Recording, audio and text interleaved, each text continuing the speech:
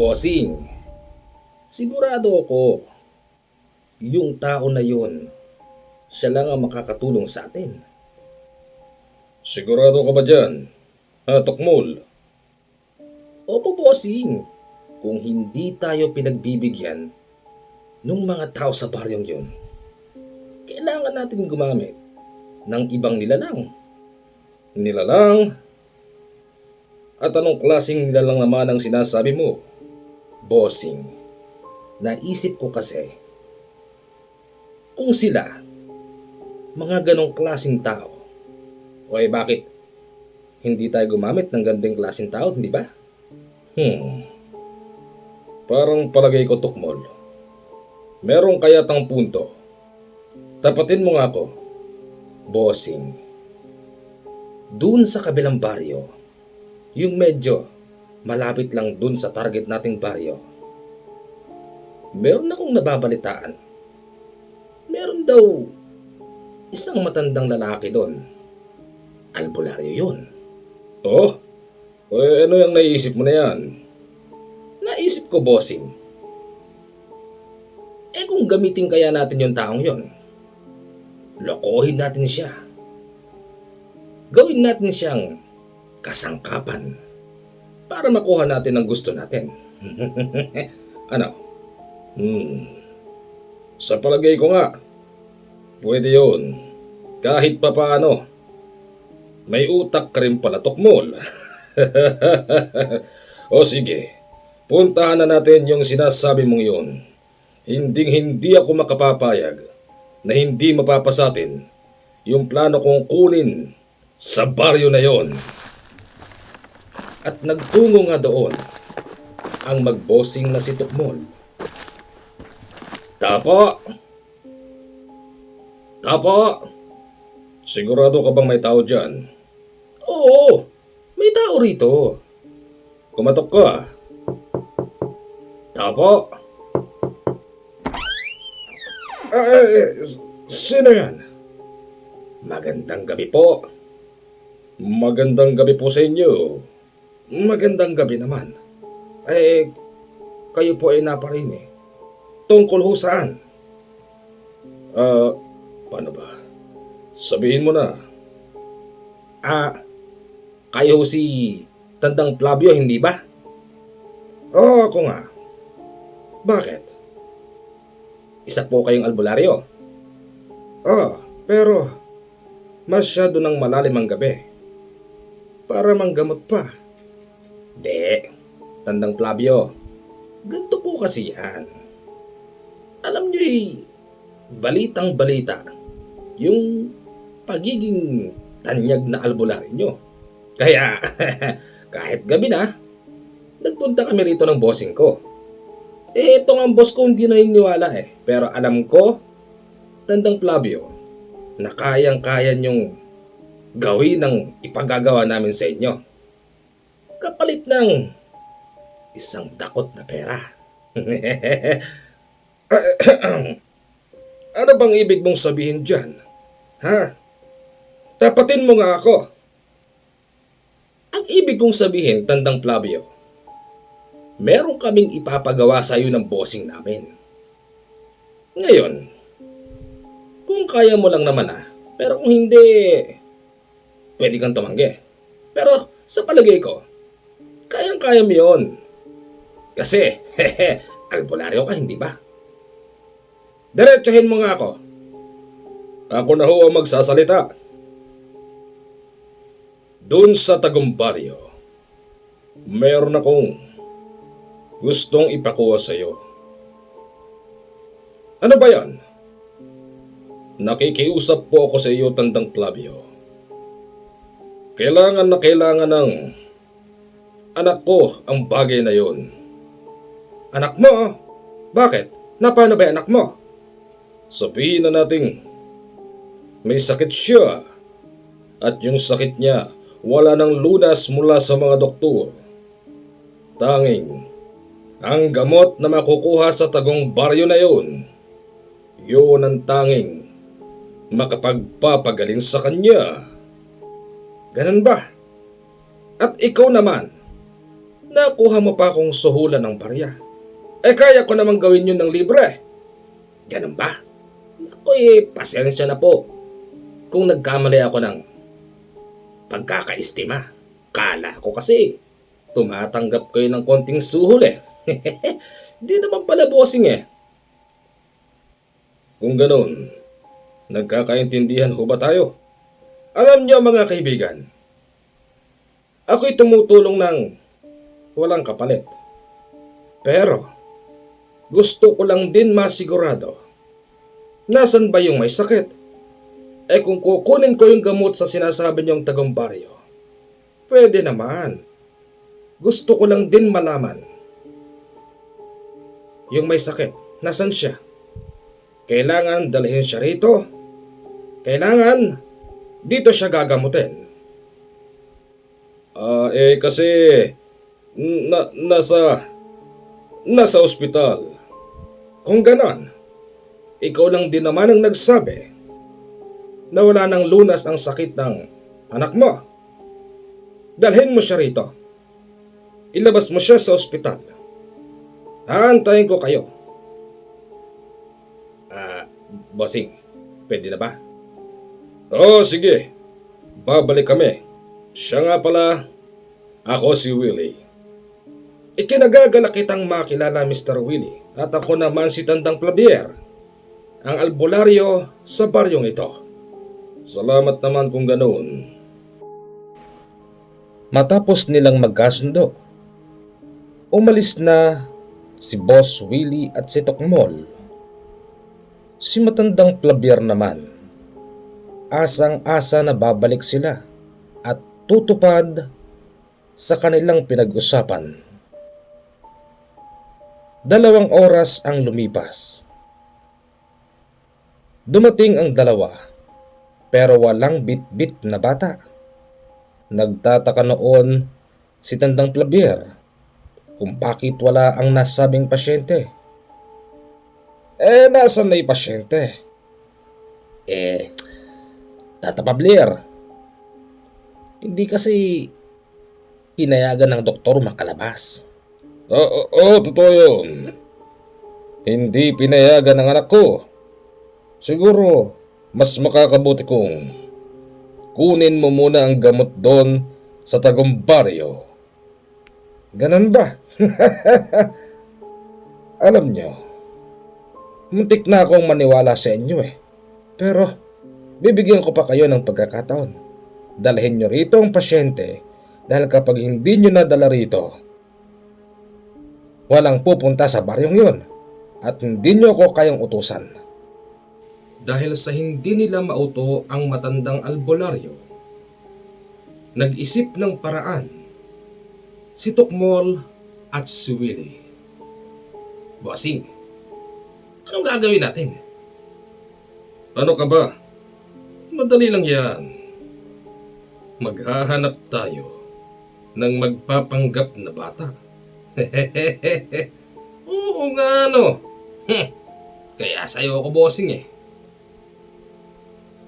Naglakad-lakad sila at doon nakakita sila ng isang batang pulube. Agad nilang kinausap ang batang yun. Kapalit ng pera at ng pagkain, napao nila yung bata. Talaga po? Bibigyan niyo ako ng maraming pagkain? Oo. Bibigyan ka namin kung susunod ka sa gusto namin. Baka naman po kasi mahirap yan. Madali lang. Magpapanggap ka lang na anak kita at hindi ka magsasalita. Sige! Isinama nila ang bata sa bahay ni Tandang Flavier. Pagdating doon, hinarap yung bata at nagkunwaring may matinding karamdaman. Tandang Flavier, eto na ho yung anak ni Bossing. Siya na ba yan? Oo, siya na ito. Nakita mo naman, meron siyang karamdaman. Kaya't, yung ipinag-uutos ko sa'yo, kinakailangan gawin mo. Sige. Makakauwi na kayo. Ha? Akala ko ba gagamutin mo siya? Kukunin ko muna ang sinasabi mong gamot doon sa Tagum Baryo. Yun lang naman ang lunas, hindi ba? Ah, ah, Oo nga pala. O sige, kailan kami pwedeng bumalik dyan? Bibigyan ko kayo ng 1 linggo para bumalik dito. 1 linggo, bossing? Parang matagal na yata yun. Hayaan mo na. Hindi basta-basta makukuha ang bagay na yon sa Tagum Baryo. Pagkatapos nilang mag-usap, lumayas na yung dalawa at ibinigay ang pera sa batang pulubi. Hoy bata, ito ang pera mo, ha? Sa 1 linggo, magkikita tayong muli. Magpapanggap ka na anak kita. Ang dami nito. Hindi na ako magugutom. Talagang hindi. Maniwala ka sa amin. Kami lang ang makapagbibigay sa iyo ng masasarap na pagkain. Salamat po rito. Nakumbinse si Tandang Flavier, kaya't hindi ito nagsayang ng panahon. Nagtungo siya sa nasabing Tagum Baryo. Alam niya ang baryo na yon. Mahirap pasukin at hindi basta-basta napapasok ng mga simpleng tao kagaya ng iba.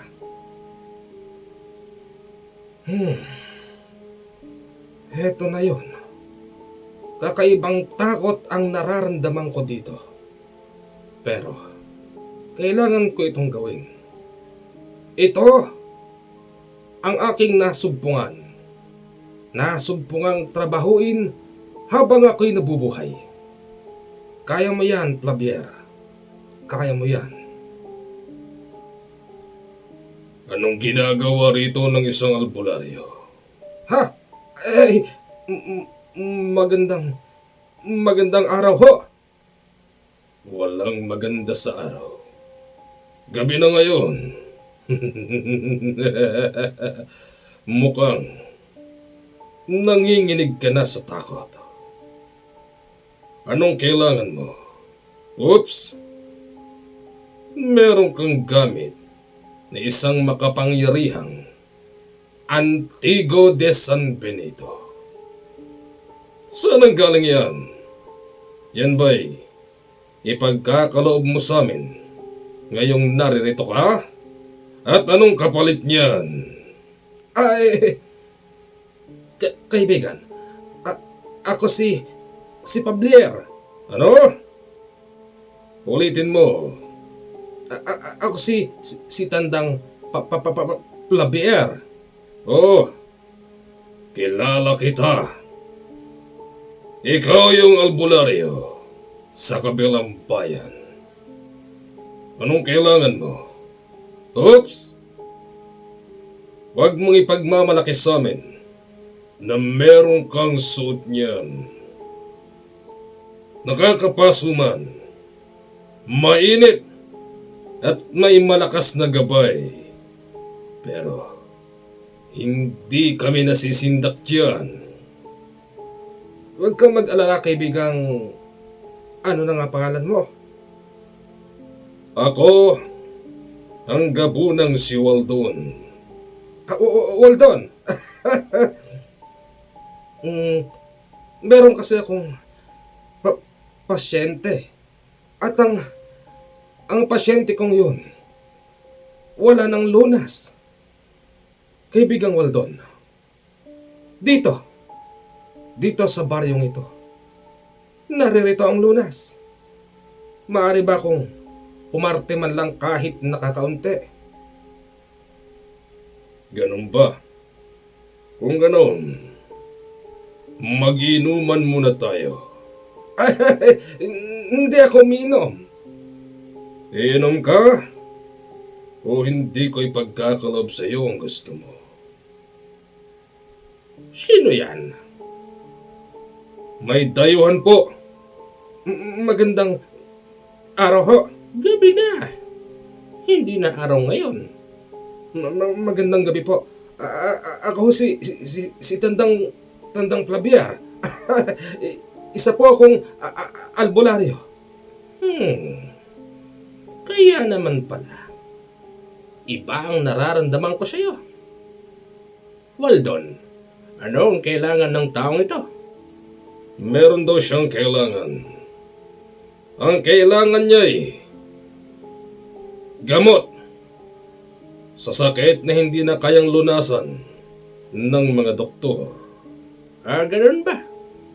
Alam mo, matandang Flavier, hindi lang ikaw ang unang taong sumubok na pumunta rito. Marami na kayo. At ito ang tandaan mo. Lahat sila hindi nagtagumpay. Ako naman po'y nagpunta rito ng hindi para makipaglaban sa inyo. Ako po'y naparito upang lumapit ng maayos. Pare-parehas naman tayong tao eh. Hindi ho ba? Tsaka, hindi naman po tayo magkaaway. Yan ang sinasabi ng mga albularyo. Kapag alam nilang wala silang kalaban-laban. Waldon, narinig ko kanina, inaaya mo siya ng inuman. Opo, totoo yun. Sige, matandang Flavier. Kapag natalo mo si Waldon sa inuman, ibibigay ko ang kailangan mo. Pero pag hindi, pasensya ka na, kaibigan. Oo, pwede ba mag-request? Ano yun? Pwede bang, tuba ang iinumin natin? Malakas ako dyan. Kahit ano pa yan. Basta't nakakalasing.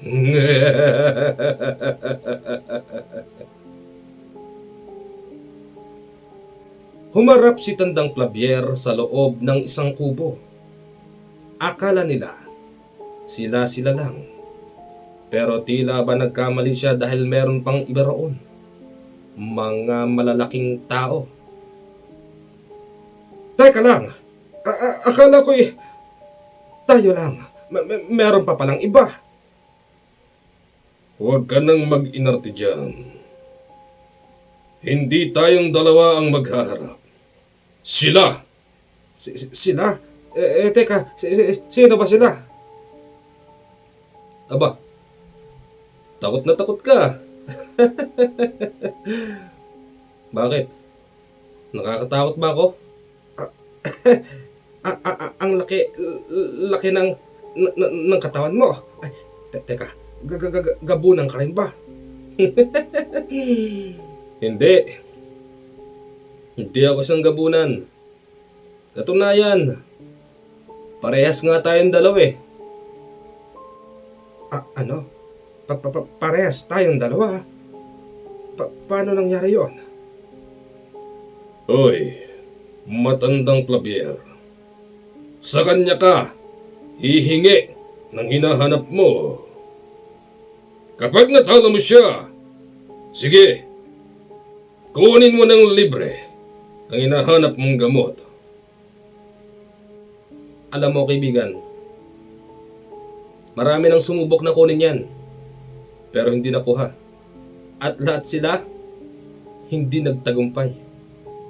Pero, sa palagay ko, magtatagumpay ka. Swerte mo, naririto ako. At gusto ko lang ding bigyang linaw. Ang sinasabing tagumpalyo, ang baryo naming ito'y kailanman walang pinatay at kinaing tao. Alam ko naman yun. Kaya nga, hindi ako natakot pumunta rito para makiusap sa inyo. Eh, bakit ka nanginginig?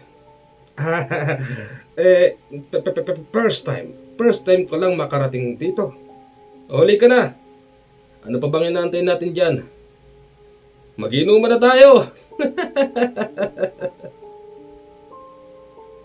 Napadami sila ng inom ng tuba. Kaya't, nang malasing si Tandang Flavier, Hindi na niya inisip kung saan siya magpapahinga. Naisip niya kasing yung lalaking kausap niya kanina ay kaparehas niyang albularyo kaya't safe na siya sa gabing yun. Kinabukasan, nagising na lang si Tandang Flavier. Meron kasing maingay sa labas at nagtatawanan. Alam mo, mahina pala uminom yung ko na yun eh. Kaya nga, sa palagay mo Kanole, dapat ba siyang bigyan? Sa palagay ko dapat, pero sa pagpunta niya rito, kailangan natin siyang makasama. Kung ganon, magandang plano mong yan. Ano bang ingay yun? Magandang umaga! Gising ka na pala. Oo, gising na ako.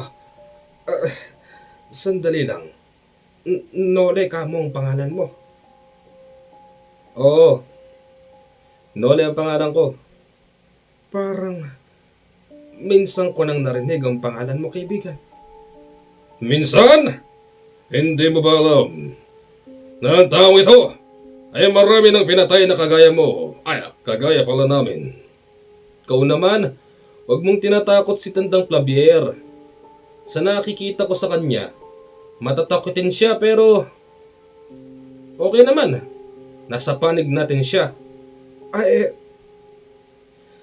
Waldon, kung hindi mo mamasamain paano kayong naging iisa? Ang ibig kong sabihin, paano kayo naging magkaibigan? Hindi ba't aswang ka? Aswang silang lahat dito. At ang taong to ay isang albularyo. Ganito kasi yan, Tandang Flavier. Para sa akin, mahalaga ang buhay. Hindi pwedeng pag aswang siya, dapat ko na siyang kitilan ng buhay. Tandaan mo, meron silang buhay na gumagalaw sa ilalim ng lupa. Hindi porkit magkaiba tayo ng pinagmulan at pinaniniwalaan, dapat na tayong maglaban. Hindi ganoon. Meron ding mga pagkakataon na minsan kailangan natin magsama-sama sa isang laban upang ito'y ating mapagtagumpayan. May mga albularyong masasama ang tingero at kung ano-ano pa, nilalabanan din nila. Ganon ba? Sa tanda kong ito hindi pa ako nagkaroon ng kalabang albularyo. Baka naman kasi, puro hilot-hilot lang ang alam mo.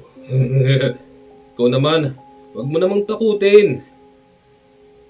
Ganun ba? Magkapi ka na. Napag-usapan naming dalawa. Ipagkakaloob namin ang gamot na kailangan mo. Pero sa isang kondisyones, sasama ka sa amin sa digmaang isasagawa namin. Patutunayan namin sa iyo, Tandang Flavier, na ang tagumparyong ito ay hindi masasama ang taong mga nakatira dito. Tao? Oo. Itinuturing naming tao ang mga sarili namin. Ganun ba? Napakagandang hangarin. Pero teka, ano ba yung pupuntahan natin? Sino ang kalaban natin doon? Mga kalahi nila. Kalahi nilang minsan ko nang binigyan ng babala. Mga kalahi nilang ayaw sumunod sa akin. Kahit maraming nalagas sa kanila, ayaw pa rin nilang maniwala. Natutuluyan ko sila pagdating ng araw. Ganon ba? Pwede bang kunin ko muna yung sinasabi kong kailangan ko? At syempre, nang mapagaling naman ang bata ngayon, kawawa naman siya. Sige, pero sasama ako sa pagbabalik mo. At isasama rin kita pagbabalik ka na rito. Okay, walang problema. Agad na pinagkaloob ni Kanole yung hinihiling ni Tandang Flavier. Gulat na gulat siya sa itsura noon. Bumalik siya sa kanyang bahay at inaasahang magpapakita na rin. ang mag-among si Tokmol at si Willie. Pasensya ka na sa bahay ko, Kanole. Maliit lang, magulo. Ayos lang yan. Ganyan din ang bahay ko eh. No ka ba? Ganun ba? Salamat naman. Anong oras ba darating yung mga bisita mo ha? Ay, usapan kasi namin. Sana'y 1 linggo eh. Kung ganun, umalis muna tayo. 1 linggo pa pala usapan nyo eh. Hindi, hahanapin ko sila. Pagagalingin ko ang bata. O sige. Ilang oras nag-ikot-ikot si Tandang Plabier. Hindi niya nakita kung saan ang mga yon.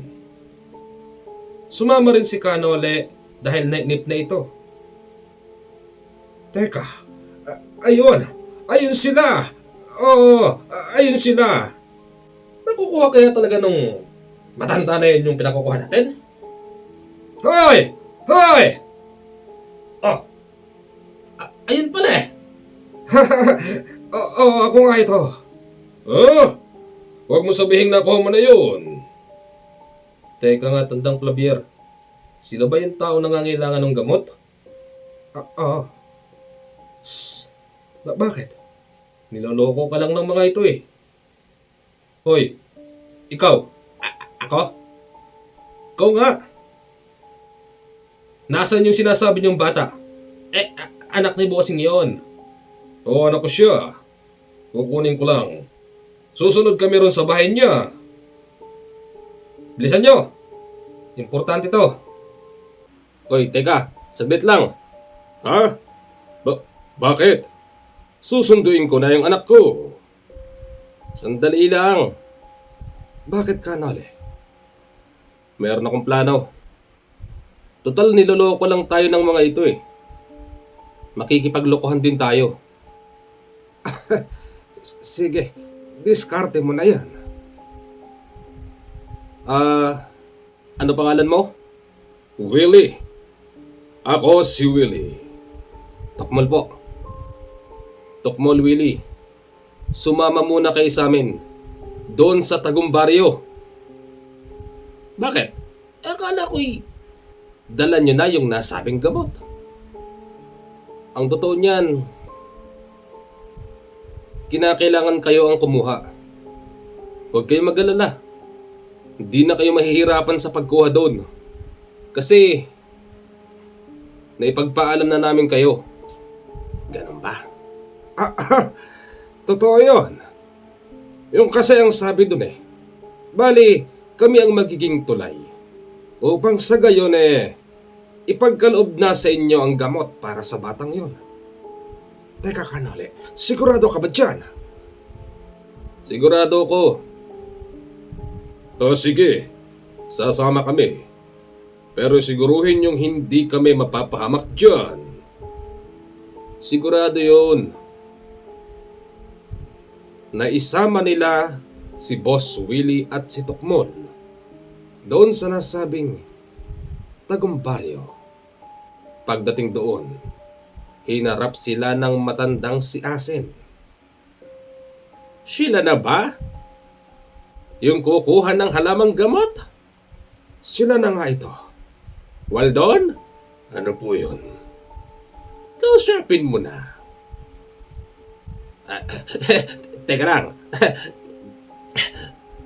Nakakatakot naman dito, bossing. Parang kinikilabutan ako ng malala. Huwag ka mag-alala. Kasama naman natin si Matandang Plabier. Hindi tayo mapapahamak dyan. Hindi ho ba? Tama. Mga kaibigan, papasyok pa lang kayo dito. Alam na namin na niloloko nyo kami. Paano? Huwag ka nang magkunwari. Yung gamot na yon hindi naman anak mo may kailangan. Ang sabihin mo, meron kang pagbebentahan nito. Mga albularyo kami rito. At ang iba, mga kinatatakutan ng tunay na tao. Ngayon, bago namin ibigay sa iyo ang kailangan mo, tulungan mo muna kami sa problema namin. Problema? Nako problema nyo yan. Hindi namin problema. Ng bossing ko yan. Di ba, bossing? Oo nga naman. Labas kami sa problema na yun. Kung ganon, hindi namin ipagkakaloob ang gamot. Pero kung totoong anak mo ang nangangailangan, napakabilis naming nagbibigay. Kaya lang hindi. Kaya pasensya ka na. Kinakailangan mo munang maghirap. Total. Mukhang pagkakakitaan mo naman to Bossing, lagot tayo. Nabisto tayo, bossing. Talagang bisto na kayo. Ha? Narinig mo yon? Kayong dalawa. Hindi kami basta-basta nauuto dito. Nakuha niyo pang gumamit ng ibang tao para lang sa pangsariling interes ninyo. Sumama kayo sa amin upang sa gayon ipagkaloob ang kailangan niyo. Dito ipinaliwanag ni Tandang Asin ang kanilang lakad. Sa una, marami pang kontra yung dalawa. Pero, nang malaman nilang yung kinatatakutang tagumpbaryo, hindi pala sila. Hindi kayo yung sinasabing tagumpbaryo? Imposible naman yata yun. Wala namang ibang tagumpbaryo rito kung hindi kayo. Hindi kami yon. Marahil, kilala ang tagumpbaryo na may nakakatakot na nilalang. Doon yun siya gawin doon. Patutunayan namin sa'yo. Bakit nyo naman kami isasama dyan? Wala naman kaming kinalaman dyan Tsaka isa pa, baka mamatay kami doon. Mahirap yan. Hindi bali nang mamatay kayo. Importante yung perang pagbibilhan nyo. Ano? Ano sinasabi nito? Ang ibig niyang sabihin, sumama na lang kayo. Bossing, paano ba ito, bossing? Sa palagay ko, sasama tayo. Pero bigyan nyo kami ng panglaban. Kung ganon, ngayon din, pagkakalooban namin kayo ng mga gamit na ayon sa inyong mga kakayahan. Si Canole ang nagbigay sa kanila ng gamit. Katulad ng suot ni Tandang Clavier, pinahiram sila ng Antigo de San Benito. O ito isole nyo sa akin to pagkatapos. Aba, ayos to Parang palagay ko, naging bata uli ako Ang lakas ng katawan ko. Oo. Kung ano man ang karamdaman mo, kayang tanggalin yan. Talaga? Matutupad na rin pangarap ko sa wakas. Makakapatay na rin ako ng aswang. Uy, sana mabuhay pa tayo pagkatapos nito. Sigurado yun, bossing. Mabubuhay pa tayo. Kung ganon, Waldon, wala na kayong ibang isasama. Kayo na lang ang lalakad. Masusunod po. Akala ng dalawa na malapit lang ang pupuntahan. Pero, inabot sila ng halos 4 na oras sa paglalakad. Teka, sandali lang. Hindi ba tao yung nakikita natin na yun? Tao nga yun. Tao ba yun? Bakit parang may pakpak? May pakpak nga siya! Shh! Kamaingay! Huwag kayong masyadong maingay. Galit ang mga aswang sa mga maiingay. Kinakabahan ako Kaibigan! Pwede bang makipag-usap? Nagsasalita pala aswang? Shh! Kang makialam. Lalapitan ko. Kaibigan, Marahil isa ka sa nagbabantay dito. At alam ko, meron ka ring pamilya. At sumusunod ka lang sa nag-uutos sa'yo. Pero kaibigan, kahit papaano, nagmamalasakit pa rin ako sa'yo. Ako si Nolesto, isang albularyo. Paraanin mo kami. Papasok kami.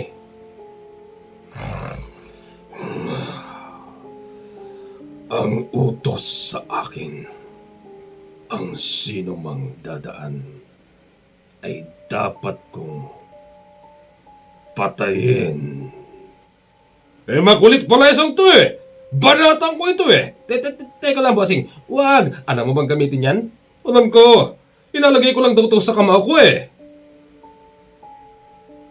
Sobrang tapang noon ni Boss Willie.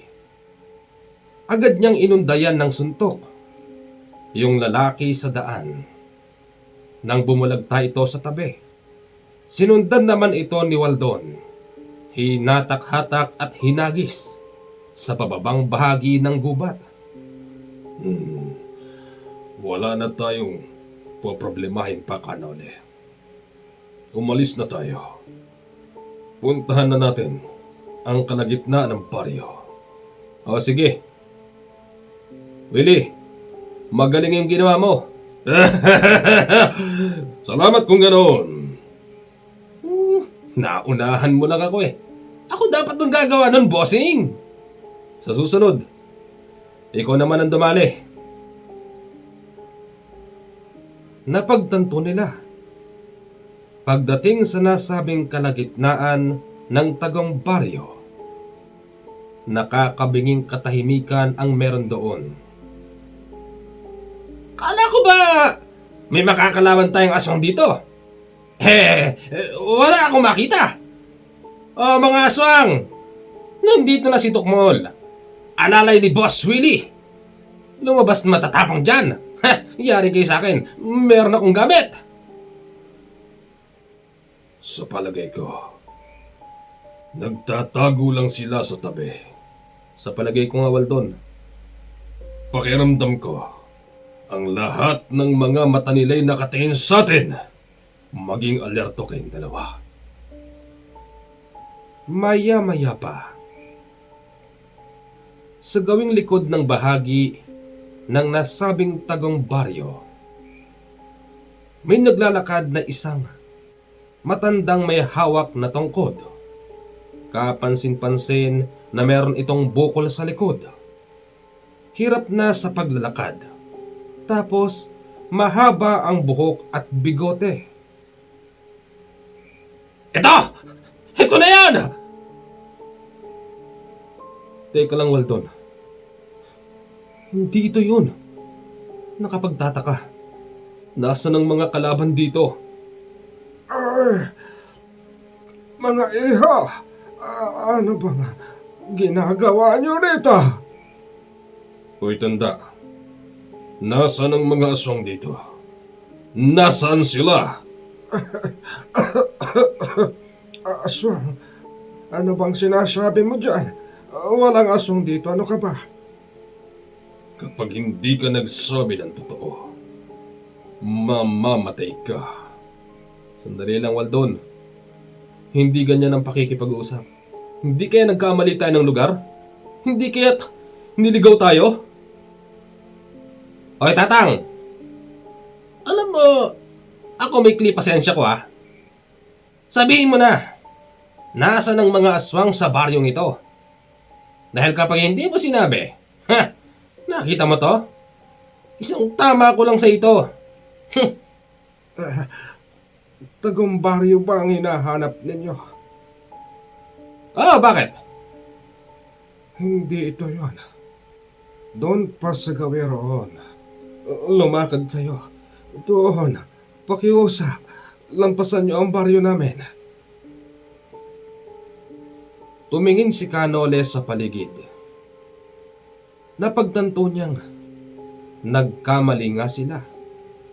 At sinabi niya sa kanyang mga kasama na yung humarang kanina'y nilito lang sila. Mabilis silang umalis sa baryo na yun. tinungo ang lugar na itinuturo ng matanda. At doon, kanila nang naramdaman ang pinaka nakakatakot na bahagi. Nakakamatay yung takot! Hindi ko kaya to! Ano ka ba? Kanina tapang-tapang mo doon. Tapos dito, takot na takot ka! Kuya. Oh, bakit? Ito na nga yun. Ito na yun. Tingnan mo. Ang dami nila. Mapupula yung mata. Tumahimik ka dyan. Hindi makakatulong ang kaduwagan kung puro katakot. Tandaan mo, kapag alam ng kalaban na takot ka, ikaw ang una nilang papatayin. Bumalik ka, Nole. Bakit? Anong gagawin mo rito? Naririto ka ba? Upang kami muling bigyan ng babala? Hindi, Tandang Andalyo. Naririto kami upang wakasan na ang kasamaan ninyo. Tumingin ka sa paligid mo. Marami kami dito. Tignan mo yung kasama mo. Naihina siya takot. Uy, ano bang ginagawa mo, ha? Aswang! Aswang! Aswang! Nagtatakbo ang lukulokong si Tukmol. Ipinag-utos naman ni Kanole kay Willie na sundan ang kasama dahil ito'y delikado. Talaga nga namang nagsama ka pa ng tarkok na kagaya mo, Nole. Kahit marami ka ng pinitas sa amin, hindi kami nagpapasindak sa'yo. Ngayon, total, naririto ka lang din. Tapusin na natin ito. Kung gano'n, talagang hindi kayo nakukuha sa pakiusap. Kanole, ipagkaloob ang nararapat. O tama, pumalibot sa kanila ang napakaraming aswang. Hindi mabilang. Maya-maya pa, isa sa mga ito ang tumalon ng mataas. Hindi nagtagal, bit-bit na nito si Tukmol, habang si Willie ay sumisigaw mula sa malayo. Hoy! Ibalik mo siya! Ibalik mo siya rito, walang hiya ka! Binagsak noon si Willie, pati na rin si Tukmol sa harapan ni Kanole at ni Waldon. Oh, heto na ang kasama niyong naihisa sa lawal. Wag po! Hindi naman ako dapat kasama rito eh. Siya lang may gusto. Gusto niyang kumuha ng gamot dun sa baryo nila para ibenta raw sa mga mayayaman. Huwag niyo po akong patayin! Ano bang sinasabi mo? Mukhang Bossing Willie, sabihin mo yung totoo.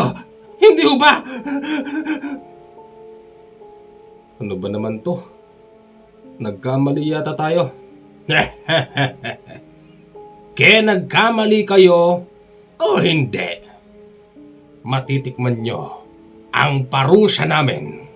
Lalo ka na, Nolesto. Hinatak nila si Tukmol. Papasok sa loob habang ito'y sumisigaw.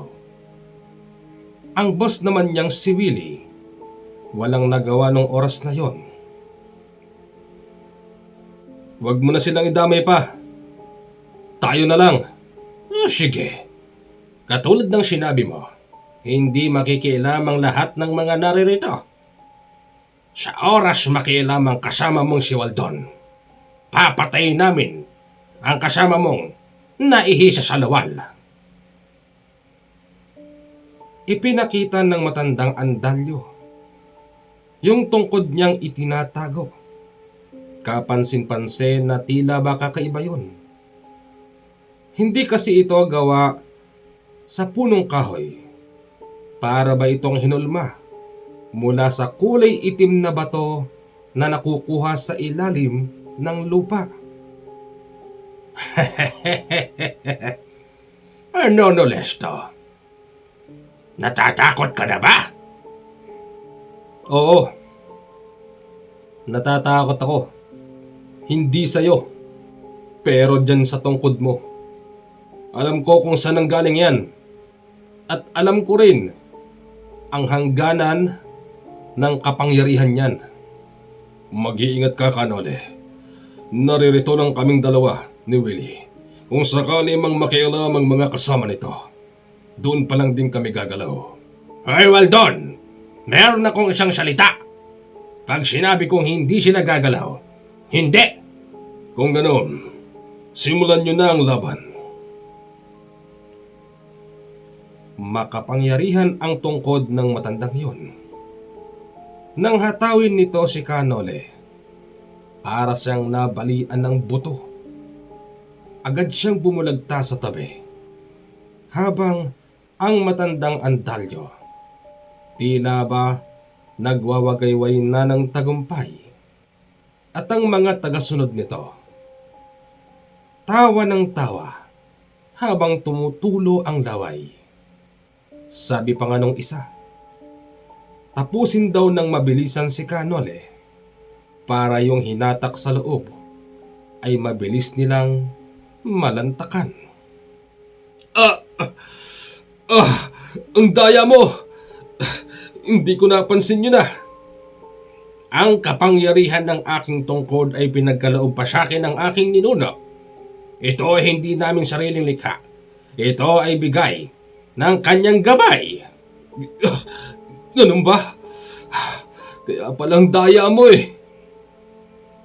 Sa sumunod na pag-atake ng matanda, ginamitan na si Kanole ng pag-akyat sa puno, pagtalon, at bilis ng pagkilos.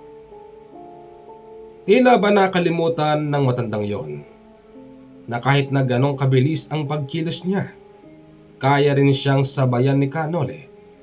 Kaya't sa muling paghataw nito gamit ang kakaibang tungkod, kapwa niya aswangan tinamaan niya. Hindi kayo maniniwala, yung tinamaan niya ay mabilis na tugnawang katawan. Dito lang ako. Bakit mo naman pinapatay yung mga kasama mo? Hindi! Hindi maaari! Dito! Halika! Sa pagkakataon na yon, gumamit na rin ng kakaiba si Kanole. Pabilisan ng pagkilos. Kung saan naman siya tutungo, doon din pumupunta ang matandang Andalyo. Sinasadya ni Kanole na pumunta sa mga kasamahan nito. At kapag tinatamaan nito ang kanyang mga kasamahan, katulad ng nauna, napupugnaw din ang katawan. O ano? Napakagulang mong tao ka! Talagang ganon. Wala ka kasing utak. Tignan mo. Ilan na lang sa kanila ang natitira. Halos lahat ikaw ang pumatay. Tulungan niyo ako! Kakainin ako ng mga naririto! Sige na, puntahan nyo na. Oo, sige. Mabilis nagtungo doon si Waldon at si Willie. Nakipagsabayan sila sa mga aswang sa loob. Habang si Kanole, wala pa ring tigil na tinutugis ng matandang Andalyo. Napansin ni Kanole na tila ba merong isang pamilyang hindi nakikihalubilo sa laban. Lumapit siya doon at ginamitan niya ng pandaraya ang matandang humahabol sa kanya. Tinanong niya yung lalaki. Ang sabi nito, ayaw nilang makihalo sa anumang kaguluhang nagaganap. Kaya nga't nandun sila pero kailangan nilang manood upang hindi mapansin ni Tandang Andalyo na hindi sila nakikihalubilo. Sa oras daw kasing malaman nito na hindi sila nakikihalubilo, papatayin daw sila ng matandang yun. Tignan mo yun. May kinaakarati doon. Hindi niya alam. Lilinlang ko na siya. Wika ni Kanole sa isang pamilya. Sinigawan niya ito at sinabing, "Hoy! Nandito ako! Wala ako dyan!" Walang hiya ka. Sino itong... "Hindi ako yan. Ilusyon mo lang yan." Ha? Talaga namang hindi ko malaman kung siyang kakumukuha ng kapangyarihan bilang siyang albularyo. Tapusin na natin to. Kaya, anong ginagawa nyo? Labanan nyo ang albularyo sa tabi nyo. Napatingin kay Kanole yung lalaki. Umiiling ito. Sumesenyas na ayaw niya. Maya-maya pa, ang matandang andalyo nilapitan ng isang pamilya at akmang gagamitan din ng tungkod nang bigla siyang dambahin ni Kanole at nagpagulong-gulong sila sa ibaba ng sapa. Doon ipinagpatuloy nila ang laban. "Akala mo siguro, pati ang isang pamilya ngayong madadali mo. Sasabihin ko sa yung totoo, hindi sila sumusunod sa mga gusto mo." Ganon! Makawala ako rito. Hindi ko sila gagawing abo. Bagkos gagawin ko silang hapunan. "Hindi na mangyayari yun." Malakas ang matandang andalyo. Nagawa niyang itulak si Kanole. Kaya ito nabuwal. Pero ang hindi niya alam, sa likod niya lumilipad na ang alas ni Kanole. Tinamaan siya ng tinatawag ng sibat ng kalangitan. Kahit ito'y nasa tubig, unti-unting naging abo ang matandang andalyo. Malakas man ang gamit mo. Bigay man yan ng gabay nyo. Pero mas magulang pa rin ako sa'yo.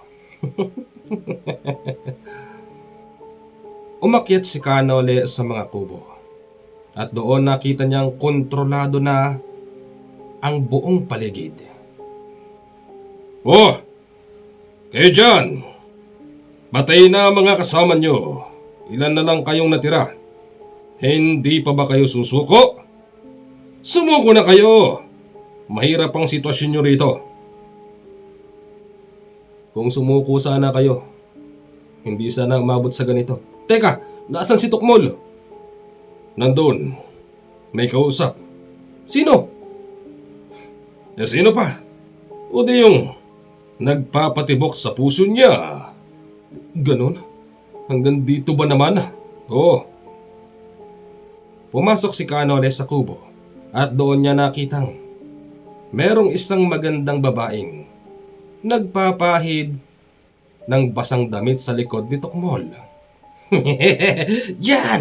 Diyan! Sige nga! Diyan pa! O, diyan nga! Ano? Pakit ka na. Iaalis kita sa lugar na ito. Hoy, ano yan? Okay na. Kontrolado na.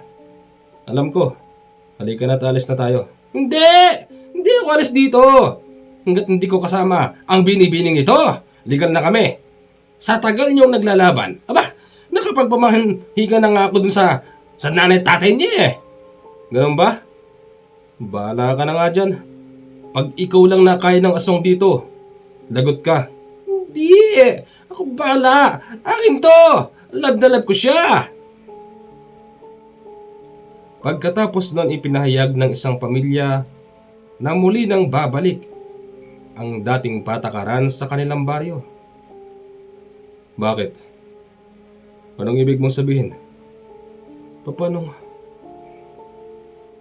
Ayon dito, inagaw daw ni matandang andalyo ang kapangyarihan bilang isang kapitan. Kapitan pala ang lalaking yun na siyang nagsisilbing batas sa tagumpay. Halika na rito! Tukmol! Magkukuha na natin ng pera! Bossing! Andiyan na! Pagbalik nila sa baryo ni Walton, ibinalita nila kay Tandang Asen na tapos na ang problema. Pero, bago kami umalis dito, yung usapan natin. Ikaw talaga. Masyado kang talagang ganon. Nakipaglaban yata kami sa mga aswang doon. Tapos, di niyo ibibigay?